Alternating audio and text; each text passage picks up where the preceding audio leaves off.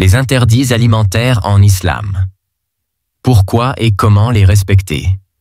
Assalamu alaikum wa rahmatullahi wa barakatuh.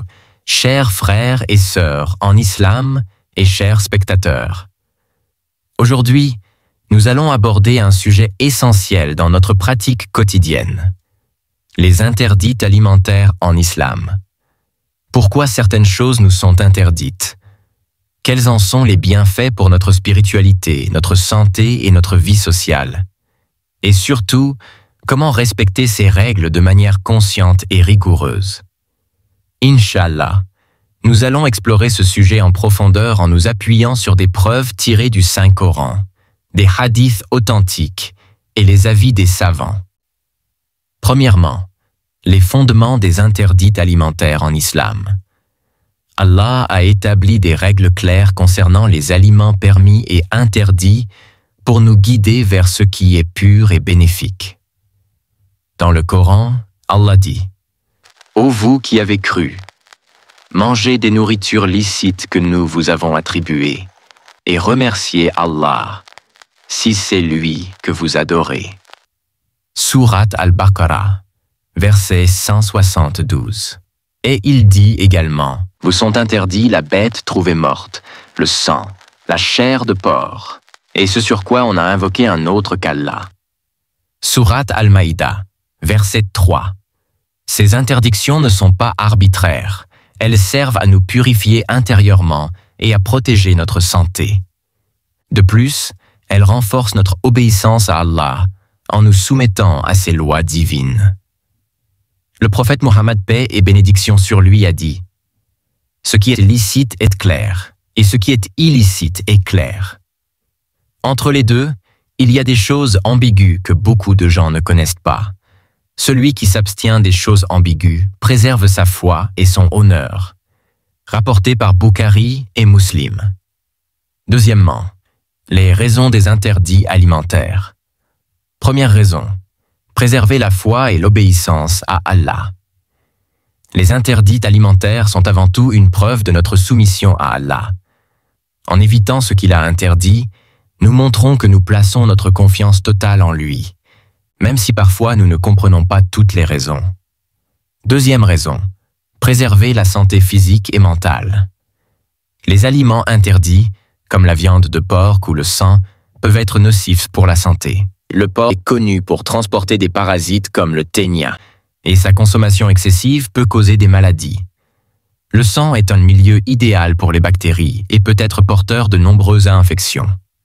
Les savants contemporains, comme le docteur Zakir Naik, confirment que ces interdictions ont des bases scientifiques solides, en plus des raisons spirituelles. Troisième raison, préserver les liens sociaux et éthiques.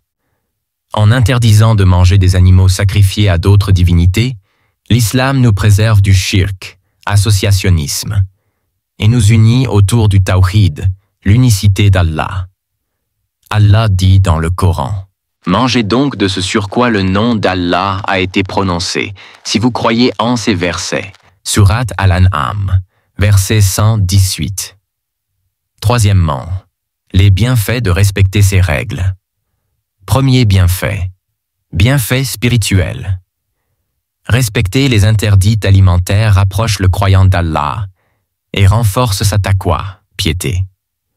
C'est un moyen de purification intérieure qui nous aide à développer notre patience et notre discipline. Deuxième bienfait, bienfait sur la santé. Des études médicales ont montré que les aliments halal sont souvent de meilleure qualité et plus sains, car ils respectent des règles d'hygiène strictes. Troisième bienfait, bienfaits sociaux. Les règles alimentaires islamiques établissent des standards universels pour tous les musulmans. Cela renforce l'unité de la communauté et crée des liens de solidarité. Quatrièmement, sur la grande ligne. Comment respecter ces règles au quotidien? Première solution, vérifier les sources des aliments. Acheter dans des magasins halal fiables. Toujours vérifier les étiquettes et chercher les certifications halal. Deuxième solution, faire preuve de vigilance dans des contextes mixtes. Lorsque vous êtes invité ou en voyage, demandez poliment la provenance des aliments. Troisième solution, apprendre les bases des interdictions. Étudiez les textes religieux pour mieux comprendre les raisons des interdits. Consultez les savants en cas de doute. Troisième solution. Faire des invocations. Avant de manger, dites « Bismillah » et après avoir mangé, « Alhamdulillah ». Le prophète paix et bénédiction sur lui a dit « Satan participe à ce repas sur lequel le nom d'Allah n'a pas été prononcé. » Rapporté par Muslim. Conclusion. Chers frères et sœurs, les interdits alimentaires en islam ne sont pas là pour nous compliquer la vie, mais pour nous protéger, nous purifier et nous rapprocher d'Allah. Respecter ces règles, c'est une preuve de notre amour pour lui et de notre foi en sa sagesse infinie. Qu'Allah nous facilite dans l'application de ses commandements et nous bénisse dans tout ce que nous consommons de licite. Barakallahu fikoum pour votre attention.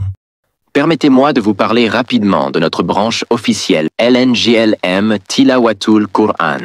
Si vous aimez écouter de belles récitations du Saint-Coran avec un excellent respect des règles du Tajwid, alors cette chaîne est faite pour vous. Nous collaborons avec des récitateurs et récitatrices du monde entier pour vous offrir des moments de spiritualité uniques.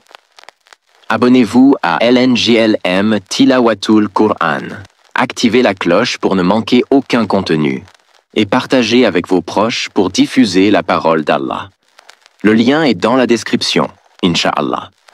Si cette vidéo vous a été bénéfique, je vous invite à liker et à vous abonner pour rejoindre notre communauté inspirée par la science islamique et les rappels bienveillants.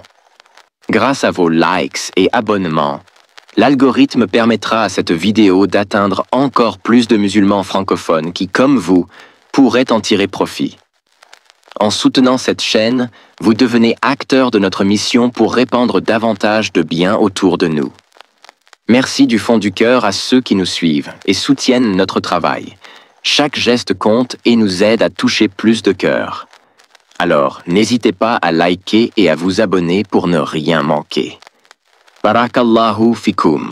Allah qui a créé en 6 jours les cieux et la terre et ce qui est entre eux. Ensuite, il s'est établi, Istawa, sur le trône. Vous n'avez en dehors de lui ni allié ni intercesseur. Ne vous rappelez-vous donc pas? Du ciel à la terre, il administre l'affaire, laquelle ensuite monte vers lui en un jour équivalent à 1000 ans de votre calcul.